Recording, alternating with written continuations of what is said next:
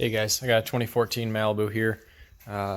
Just replaced the O2 sensor, the Upstream one, and I had a hard time disconnecting the connector, the electrical connector for the O2 sensor. So I'm going to show you how it comes out so you don't bust yours. So here's the Upstream O2 sensor. This is the one I just replaced. Here's the electrical connector. So the way it works is this white little slide here.